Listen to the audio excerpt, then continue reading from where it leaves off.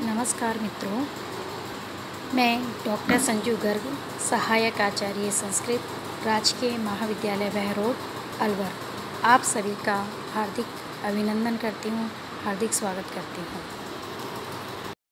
दोस्तों, आज हम हमारे इस चैनल में नीति शतकम विषय पर अपने विचार अभिव्यक्त करेंगे। नीति शतकम एक मुक्तक काव्य है। मुक्तक काव्य को समझने से पहले काव्य को समझ लेना उचित होगा। काव्य कवेरकृतं काव्यम के आधार पर कवि के द्वारा रचित काव्य ग्रंथ को काव्य कहते हैं। काव्य के प्रमुख रूप से दो भेद होते हैं, दृश्य काव्य एवं श्रव्य काव्य। दृश्य काव्य को हम दो उपभेद में विभक्त कर सकते हैं, रूपक एवं उपरूपक। श्रव्य काव्य के तीन भेद हैं, गद्य, पद्य एवं चंपू काव्य।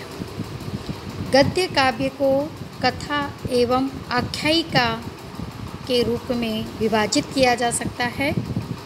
पद्य साहित्य को महाकाव्य, खंड काव्य एवं गीति काव्य के रूप में विभाजित किया जा सकता है। गीति काव्य के अंतर्गत ही मुक्तक काव्य एवं प्रबंध काव्य आते हैं और नीति शतकम मुक्तक काव्य का एक रूप है। मुक्तक काव्य में प्रत्येक पद्य स्वतंत्र व पूर्ण रस से युक्त होता है और नीति शतकम में भी महाकवि भर्तृहरि के द्वारा 100 पद्यों के माध्यम से नीतिगत उपदेश प्रदान किया गया है। नीति शतक के प्राय प्रत्येक पद्य में नैतिकता का उल्लेख है। भर्तृहरि जी ने जहाँ एक और सुजन पद्धति के माध्यम से सज्जनों की विशेषता का वर्णन किया है, वहीं इस काव्य में दुर्जनों के लक्षण का भी उल्लेख मिलता है। धन की महत्ता का वर्णन भी कवि के द्वारा किया गया है, साथ ही कर्म की प्रधानता को बतलाया गया है। देव पद्धति के माध्यम से भाग्य की पराकाष्ठा का उल्लेख किया गया है। परोपकार की महत्ता को प्रतिपादित किया गया है। इस प्रकार नीति शतकम में 10 पद्धतियों के माध्यम से कवि ने अपने नीतिगत उद्गारों को अभिव्यक्त किया है।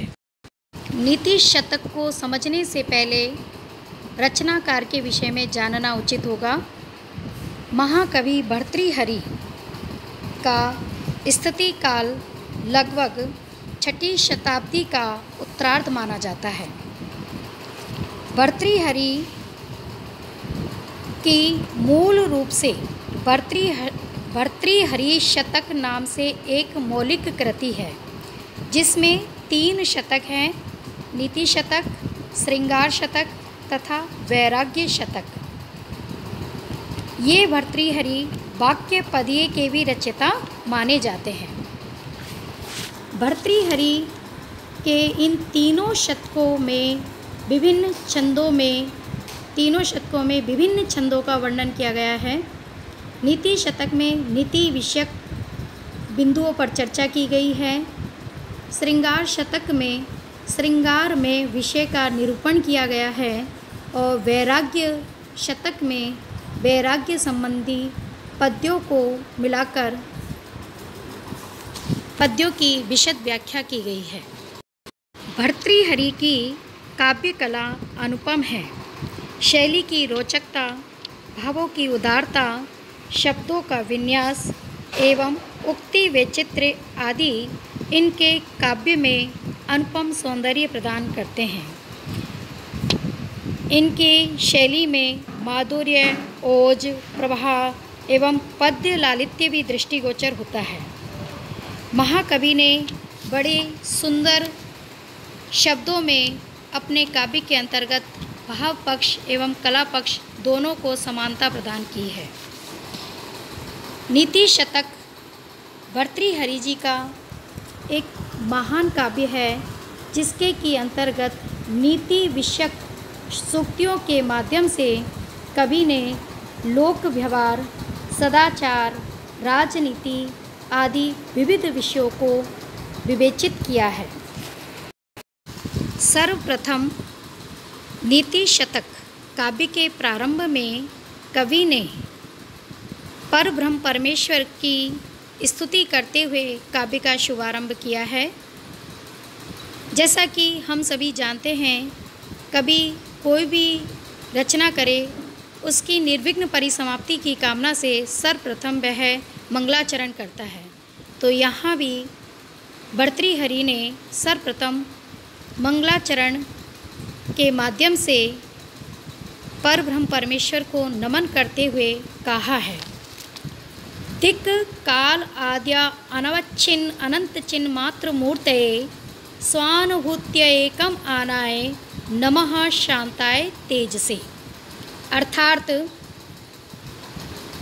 दिक् काल आदि अनवच्छिन्न अर्थात 10 दिशाओं तथा तीनों कालों से जिसे नापा नहीं जा सकता है, अनंत जो अंत रहित है, अविनाशी है, चिन्मात्र मूर्तया और जो ज्ञान में वह चैतन्य स्वरूप है, स्वानुभूति एकम आनाय जिसे आत्मा अनुभूति से ही साक्षात्कार किया जा सकता है या अनुभव किया जा सकता है, शांताय जो शांत स्वरूप है, तेज से और जो तेजोमय है, ऐसे पर ब्रह्म परमेश्वर को नमः मैं नमस्कार करता हूँ।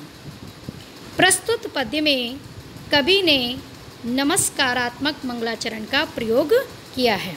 अर्थात कवि ये कहना चाहते हैं कि जो परब्रह्म परमेश्वर पूर्व पश्चिम उत्तर आदि 10 दिशाओं, भूत भविष्य वर्तमान आदि समस्त कालों से अपरिमेय है, अविनाशी है, चैतन्य स्वरूप है और जिसे आत्मा अनुभूति से ही अनुभूत किया जा सकता है, जो शांत स्वरूप है, तेजोमय है, ऐसे पर ब्रह्म परमेश्वर को मैं सादर नमन करता हूँ। जैसा कि हम सभी जानते हैं, मंगलाचरण 3 प्रकार का होता है, नमस्कारात्मक, आशीर्वादात्मक और वस्तु निर्देशात्मक। चूँकि यहाँ पर कवि ने ईश्वर को नमन किया है तो यहाँ नमस्कारात्मक मंगलाचरण का प्रयोग किया गया है।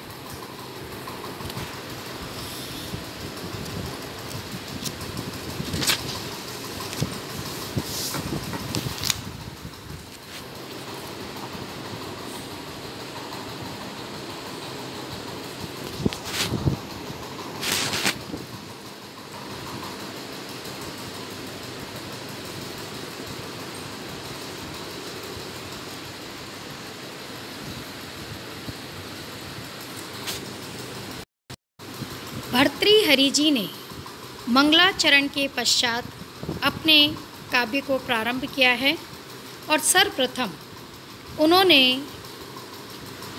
मनुष्य की प्रकृति का उल्लेख किया है कि इस संसार में भांति भांति के मनुष्य हैं।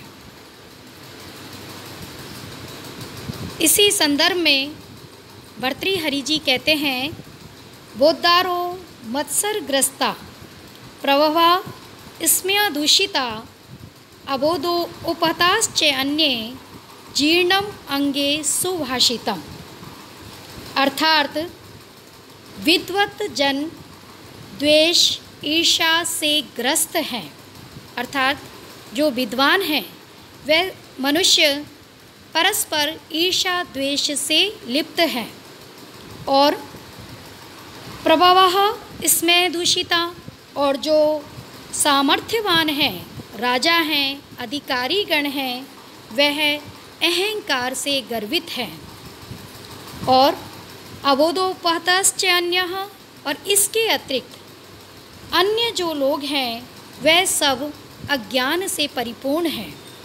अतः सुभाषितम मेरे सुंदर वचन, मेरी हितकारी वचन जीर्णम अंगे मेरे हृदय में ही समाप्त प्राय हो रहे हैं, जीर्ण शीर्ण हो रहे हैं। इस पद्य के माध्यम से कवि ने अपने हृदयगत मनोव्यथा को चित्रित किया है। कवि का कहना है कि इस संसार में 3 प्रकार के मनुष्य हैं। एक वह हैं जो कि विद्वान हैं, किंतु विद्वान होने पर वह अपनी विद्वता के गर्व से या ईर्ष्या से युक्त हैं। दूसरे जिनके पास धन है, सामर्थ्य है, जो राजा हैं, अधिकारी हैं, वह अपने प्रभाव के गर्व से गर्वित हैं। और इसके अतिरिक्त जो अन्य जन हैं वह अज्ञान से ग्रस्त हैं। तो ऐसे में मैं अपने हितकारी वचन किससे कहूँ, इस बात से दुखी हैं, कभी इस बात से चिंतित हैं और यही कहते हैं कि इसलिए मेरे कल्याणकारी वचन, मेरे हितकारी वचन मेरे हृदय में ही दमित हो रहे हैं, मेरे हृदय में ही नष्ट प्राय हो रहे हैं। इसी श्रृंखला में कवि आगे कहते हैं, अज्ञे सुखम आराध्य है, सुखतरम आराध्यते विशेषज्ञः, ज्ञान लव दुर्विदिग्धम ब्रह्मापि नरम न रंजयति। अज्ञ है, अज्ञानी मनुष्य को सुखम आराध्य सरलता से समझाया जा सकता है। विशेषज्ञ सुखतरम आराध्यते, और विशिष्ट ज्ञानी व्यक्ति को, बुद्धिमान व्यक्ति को और भी अधिक आसानी से समझाया जा सकता है। किंतु ज्ञान लव दुर्विदिग्धम, लेश मात्र ज्ञान को अर्जित कर दुरभिमानी बने हुए मूर्ख मनुष्य को, नरम मनुष्य को ब्रह्मा भी न रंजयति, समझा बुझाकर सन्मार्ग पर नहीं ला सकता है। अर्थात कवि का कहने का भाव है कि अज्ञानी मनुष्य को सरलता से समझाया जा सकता है, जिस प्रकार की कोरे कागज़ पर कुछ भी लिखा जा सकता है, और विद्वान व्यक्ति को उससे भी अधिक सरलता से समझाया जा सकता है, क्योंकि ज्ञान के माध्यम से संकेत मात्र से ही वह समस्त बिंदुओं को भलीभांति समझ लेता है। किंतु अधजल घघरी छलकत जाए, इस प्रकृति वाले लेश मात्र ज्ञान प्राप्त करके अपने आप को ज्ञानी समझ लेने वाले दुरभिमानी मूर्ख व्यक्ति को मनुष्य तो क्या, ब्रह्मा भी समझा बुझाकर सन्मार्ग पर नियुक्त नहीं कर सकता है। आगे के पद्यों की व्याख्या हम अपने अगले चैनल में करेंगे। धन्यवाद।